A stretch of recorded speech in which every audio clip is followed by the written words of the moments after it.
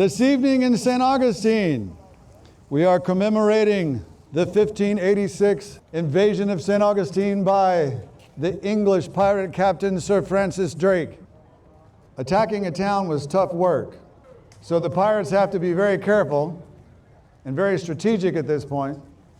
So the Spanish are going to march up the street, come around and fill in on either side of the troops they have with their gun. Both sides have an artillery piece. These pieces are small, but the projectiles will still travel at about 400 miles an hour out of the barrel. So whether the cannonballs were made of iron or stone, they could do a lot of damage to structures as well as fortified positions. And loaded with grape shot, they were absolutely devastating, working like a large shotgun. All the Spaniards are taking their positions.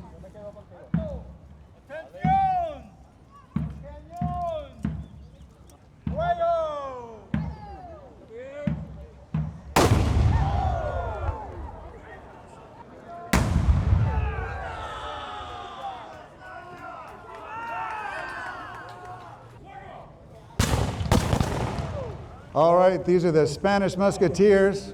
They're on either side of the artillery. They're protected on either side of their position by pikemen. English shot coming up here.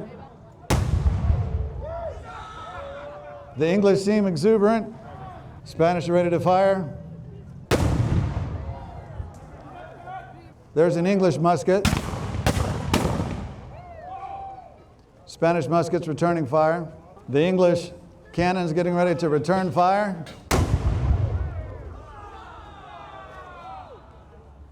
Each side trying to do a little bit of damage to the other so that the infantry can move forward. Spanish are getting ready to return fire. Spanish muskets are getting ready to return fire.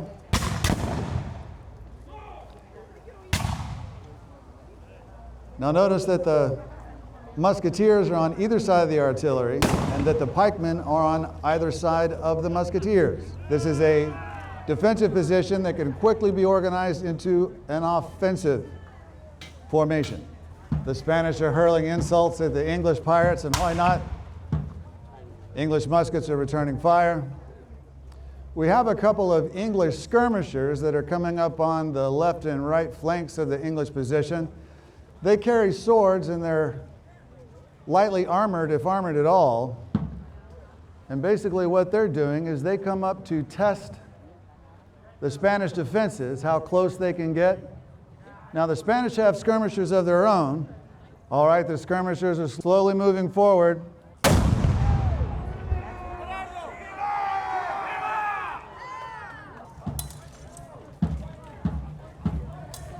All right, the Spanish are moving forward. We've got the pikemen and the musketeers that are taking both flanks. The skirmishers are fighting in the center.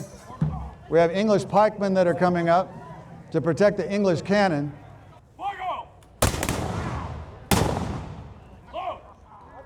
The pikemen are advancing. The musketeers are advancing. Now the Spanish pikemen are going to hold because they're going to want to wait until the Spanish musketeers can get off another volley or move forward. All right, the musketeers are advancing. It's all on now, ladies and gentlemen. The Spanish pikemen are on either side. The English musketeers are in the center. If they form up on a line and move forward into the English position, the English are definitely outnumbered at this point.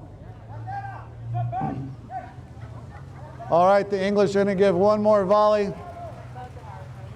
See if they can do any damage before they all advance.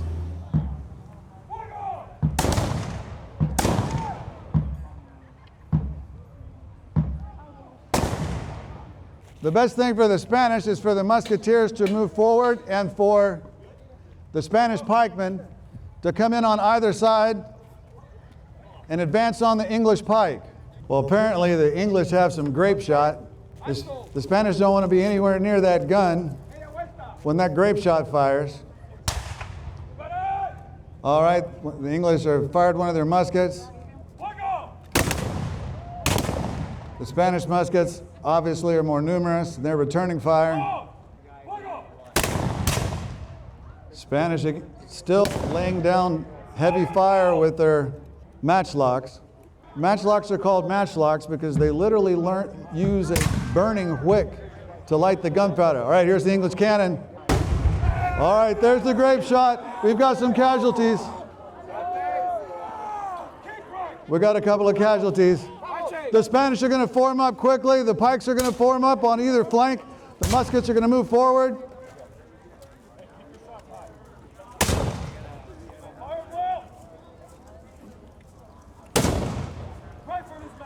All right, the Spanish musketeers are moving forward. They're going to take up the middle between the pikemen, and then the Spanish musketeers in the center will hold the line while the Spanish pikemen, and they will all move together up to the English that are surrounding their cannon.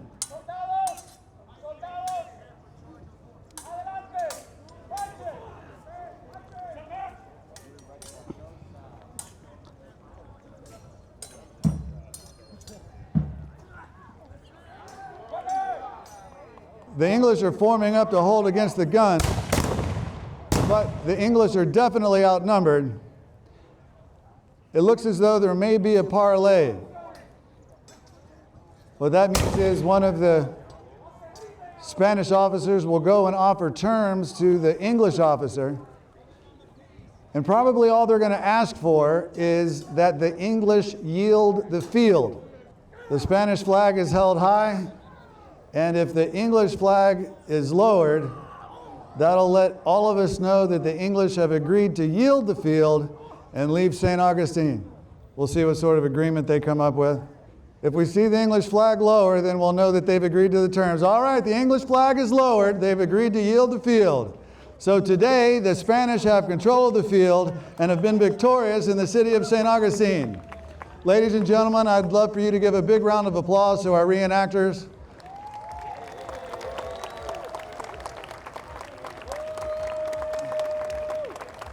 They do this with their own money and their own time. This is a hobby. And as you can all probably guess, half of us are deaf. Feel free to come and speak with any of the reenactors once they start to disperse out into the crowd. They love talking about their craft. Enjoy your stay in St. Augustine and come back and see us. Viva St. Augustine!